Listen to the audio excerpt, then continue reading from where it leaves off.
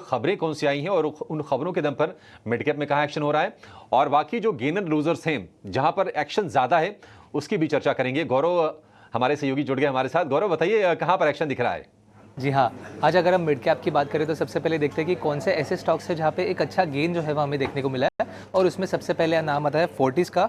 यहाँ पे एक अच्छा गेन और मोमेंटम आज के दिन में हमें देखने को मिला था। इसी के बाद अगर हम बात करें कुछ ऐसे स्टॉक्स की जैसे ज़ील हो गया, सेल हो गया, केपीआई टेक्नोलॉजी हो गया, यहाँ पे एक अच्छा मोमेंटम जो है वो आज के दिन में देखने को मिला और एक अपटिक जो है वो भी शेयर होल्डर्स के लिए देखने को मिला।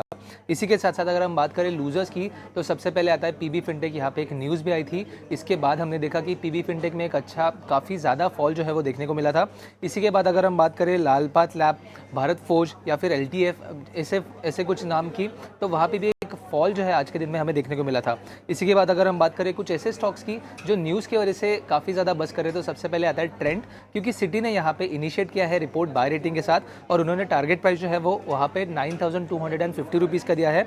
उनका मानना है कि कंपनी जो है वो कहीं पे पीयर्स से भी ज़्यादा आउटपेस कर रही है और आगे जाके ये आउट परफॉर्मेंस जो है वो ऐसे ही हमें देखने को मिल सकता है। इसी के चलते हुए जो प्रॉफिटेबिलिटी है वहाँ पे 50% से भी ज़्यादा केगर ग्रोथ जो है वो उनके हिसाब से हमें देखने को मिलता है अगले 3 सालों में। और इनके हिसाब से उन्होंने ट्रेंड जो है उसको pan Asia high conviction focus list में भी डाला है। इसके बाद हमने देखा ट्रेंड में एक तेज़ी आज के दिन में देखने को मिली थी।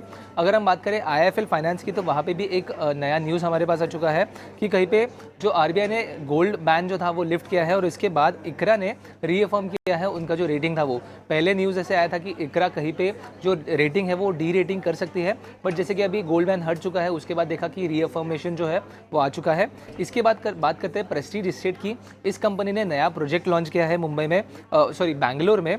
इस प्रोजेक्ट का जो टोटल सेलेबल वैल्यू है वो 1100 करोड़ का होने वाला है। हालांकि अगर हम शेयर की बात करें तो दिन के शुरुआत में एक अच्छा गेन हमें देखने को मिला था, बट उसके बाद एक थोड़ा प्रेशर जो है वो प्रेस्टीज एस्टेट में देखने को मिला। बट ओवरऑल न्यूज़ फ्लो जो है वो कहीं पे एक पॉजिटिव वे में एक्ट कर सकती है आगे जाके फाइनेंशियल्स पे। तो इन सब स्टॉक्स पे हमारी नज़र आगे जाके भी बनी रहेगी, क्योंकि एक अच्छा मोमेंटम जो है वो इन सब स्टॉक्स में हमें आज के दिन में देखने को मिल रहा है। ठीक है, शुक्रिया गौरव। तो गौरव ने हाईलाइट कर दी कि कहां पर एक्शन बन रहा है और उसमें बहुत सारे ऐसे शेयर दिख रहे होंगे जिसमें रिन्यूड इंटरेस्ट बन रहा है, जैसे कि जी। वहां पर हम देख रहे हैं कि ये तेजी आ रही है। क्विक व्यू चाहेंगे, थोड़ा समय कम है तो जल्दी जल्दी आप जरा व्यू दीजिएगा। ढेर सारे स्टॉक्स हैं। इंटरग्लोब एविएशन हम ठीक ठाक रफ्तार देख रहे हैं आज के सत्र में। कैसा लग रहा है आपको शेयर इस लेवल पर? कोई मौका बन रहा है ट्रेड का? तो बुलिश व्यू है और मेरे ख्याल से बने रहना चाहिए स्टॉक में। अगर ये जो डिप मिला था, इनिशियल डिप, यहाँ पे एक बाइंग अपॉर्चुनिटी है। 4770 ये स्टॉप लॉस हम सजेस्ट करेंगे और यहाँ पे बाई किया जा सकता है। और हमें लगता है जिस तरीके का स्ट्रक्चर है यहाँ पे 5000 तक की अपसाइड वापस इसमें आते हुए दिख सकती है शॉर्ट टर्म के हिसाब से। ठीक है, 4770 का स्टॉप लॉस, 5000 का टारगेट, ये आप स्टैम्प भी कर दीजिएगा। 4770 का स्टॉप लॉस, 5000 का टारगेट इंटरग्लोब एविएशन के लिए। जी में जो रिकवरी आ रही है राजेश जी, आप उसको कैसे देखते हैं? क्या ये सस्टेन करेगी? क्योंकि लास्ट टाइम जब ये खबर आई थी कि सोनी के साथ इन्होंने पूरा का पूरा अपना सेटलमेंट कर लिया है, जो भी आरोप प्रत्यारोप थे दोनों कंपनियों ने एक दूसरे के खिलाफ सारे वापस ले लिए। उसके बाद हमने 150-60 तक जाते हुए शेयर को देखा, फिर फिसल के नीचे आ गया था। आप 2 दिन के मूव को आप किस तरह देख रहे हैं? ट्रस्ट करें इस पर? देखिए, ट्रस्ट तो करना थोड़ा डिफिकल्ट है बिकॉज इसमें अंडर परफॉर्मेंस बना हुआ है। स्टॉक अभी भी 50 दिन के मूविंग एवरेज को क्रॉस करने में कामयाब नहीं हुआ है। लेकिन जो पुल बैक बना है इसमें हमें लगता है कि 142 का लेवल क्रॉस करना काफी अहम रहेगा। अगर ये 142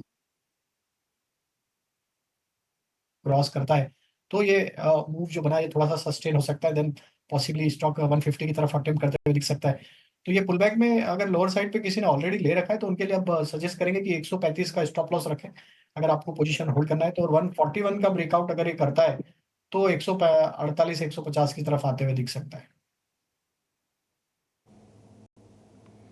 ठीक है, 141 रुपए पार किया तो फिर 148 से 150 की तरफ ये शेयर बढ़ेगा। मेटल में एक और काउंटर सेल पर आप जरा व्यू दीजिए। हालांकि हम देख रहे हैं कि 125 से अब ये शेयर 140 रुपए के आसपास आ गया है और सारे मेटल भी चल रहे हैं। आपने वेदांता तो दिया भी सर। सेल क्या और चलेगा अभी? तो सेल में एक पुल बैक जरूर बना है। स्टॉक का ट्रेंड है हालांकि अगर देखें तो वीक है, लेकिन इस पुल बैक में stock 20 day 50 day moving average के ऊपर सस्टेन होता हुआ दिख रहा है। तो हमें लगता है थोड़ा पुल बैक एक्सटेंड हो सकता है। यहाँ पे इसका जो प्रीवियस स्विंग हाई था ऑलमोस्ट 139, उसको निगोशिएट करते हुए दिख रहा है स्टॉक। अगर ये 139 के ऊपर मैनेज कर लेता है क्रॉस करने में तो हमें लगता है ये 145 की तरफ एक्सटेंड होगा। तो अभी जिनके पास ट्रेड है लॉन्ग साइड का 136 के स्टॉप लॉस से होल्ड करें। ठीक है, सेल पर ये व्यू। लेकिन अगर हम मिड कैप में गिरने वाले शेयरों की बात करें तो उसमें पीबी फिनटेक यानी कि पॉलिसी बाजार वाली जो कंपनी है उसमें करीब 7% की गिरावट है। फार्मास्यूटिकल स्पेस में ये एक नए सेगमेंट में कंपनी एंट्री करने की तैयारी करी है। इनफैक्ट हेल्थ केयर कहना ज़्यादा बेहतर होगा। पूरी खबर क्या है, शेयर क्यों टूट रहा है, ये बताने के लिए हमारे सहयोगी शरद दुबे जुड़ गए हैं। शरद, बताइए क्या खबर है और कंपनी की तरफ से भी क्या कोई सफाई आई है?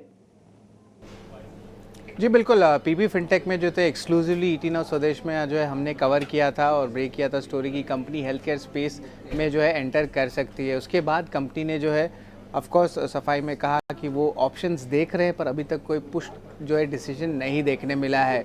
बट बाज़ार में जो है अच्छी करेक्शन जो है स्टॉक में देखने मिल रही है इस नए बिजनेस में आने के लिए। लेकिन क्यों गिरावट हो रही है ये ज़्यादा इंपॉर्टेंट है समझना। अब याद रखिए जो नए कारोबार में एंट्री हुई है तो नए कारोबार थोड़ी सी एसेट हैवी है, इसका मतलब और ज़्यादा खर्चे हो सकते हैं। और ये कंपनी जब ये शुरुआत हुई थी तो एक एसेट लाइट मॉडल के ऊपर जो है कंपनी बनी थी और उसकी ग्रोथ के नंबर्स आ रहे थे। तो सडनली एक नया बिजनेस मॉडल में आए जहाँ पे खर्चा रहेगा, आरओई नंबर्स शायद सप्रेस हो सकते, तो उसके कारण बाज़ार को थोड़ी डर लग रही है और इसके कारण स्टॉक में गिरावट देखने मिल रहा है। बर्नस्टीन की रिपोर्ट आई है कि कहना चाहते हैं कि अगर ये होता है तो क्या हो सकता है। नए कारोबार में एंट्री के लिए शेयर के लिए नेगेटिव हो सकता है। जो हम देख रहे हैं अभी कारोबार एसेट लाइट मॉडल से शिफ्ट हो रहा है। अगर जाता है यहाँ पे कंपनी के नए कारोबार में एंट्री में खर्च बढ़ने वाले हैं और ओवरऑल कंपनी के वैल्यूएशन पे भी असर पड़ेगा और वो जो है दिखने लगा है चार्ट में।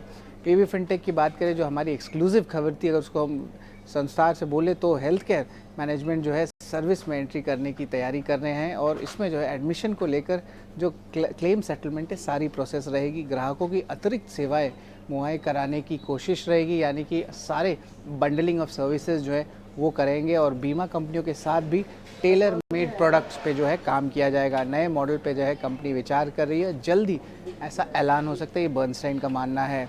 बयान में भी जो कंपनी ने कहा शुरुआत में यही था मूवमेंट। लेकिन पीबी फिनटेक की अगर बात करें शेयर रिटर्न्स को लेके तो गिरावट तो देखने मिली है, 3 दिन में 18% गिर चुका है। बट ओवरऑल 6 महीने के बेसिस पे अभी भी स्टॉक 40% रिटर्न जो है इन्वेस्टर्स को दिया है। तो ओवरऑल नए बिजनेस मॉडल की ओर अगर बढ़ते हैं तो स्ट्रीट थोड़ी कॉशियस हो गई है और वही हमको शेयर प्राइस में आज देखने मिल रहा है। शुक्रिया शरद। तो कंपनी की कोशिश तो ये है कि वैल्यू क्रिएशन किया जाए, लेकिन आज हमने वैल्यू इरोड होते हुए देखी है पीबी फिनटेक में। शुरुआत में करीब ये 10-11% से शेयर टूट गया था और आज इसमें 2 साल की सबसे बड़ी गिरावट हमने देखी। वैसे भी अगर आप आज को अगर इंक्लूड कर लें और पिछले 2-3 दिनों को, तो 1900-1950 रुपए के भाव से गिर के अब ये 1650 रुपए का फॉल है, यानी कि 3 दिन में करीब 300 रुपए साफ हुए पीबी फिनटेक से। आज थोड़ी सी रिकवरी है लोअर लेवल से, लेकिन राजेश जी पीबी फिनटेक मतलब इस बड़े फॉल के लिए शायद जो इसके इन्वेस्टर रहे होंगे, जिन्होंने होल्ड किया होगा, वो तैयार नहीं रहोगे। आपके हिसाब से इसका सपोर्ट लेवल क्या है? तो लॉन्ग टर्म स्ट्रक्चर तो बुलिश है। नियर टर्म स्ट्रक्चर में स्टॉक ने आज 20 डे 50 डे मूविंग एवरेज के नीचे फिसलते हुए दिखा है। तो हमें लगता है कि यहाँ पे जिस तरीके के फॉल पिछले 2-3 दिन से बने, मेजर सपोर्ट एरिया जो स्टॉक का बना हुआ है वो करीब आएगा 1550 1560 की रेंज में। वो लेवल को थोड़ा ध्यान रखना होगा इस करेक्शन में। 1550 1560 होल्ड आउट करता है तो स्टॉक कहीं ना कहीं कंसोलिडेट होकर वापस अप ट्रेंड को रिज्यूम करते हुए दिखेगा आगे आने वाले हफ्तों में। बट अभी हमें लगता है टाइम बिंग के लिए थोड़ा वेट करें, 1560 1550 के आसपास आता है, वहां एक बार इसको वापस रिव्यू करें। ठीक है, 1550 1560 की रेंज में आए तो इसको रिव्यू कीजिएगा। लॉन्ग टर्म का जो ट्रेंड है वो इंटैक्ट है, उसमें कोई दिक्कत नहीं है।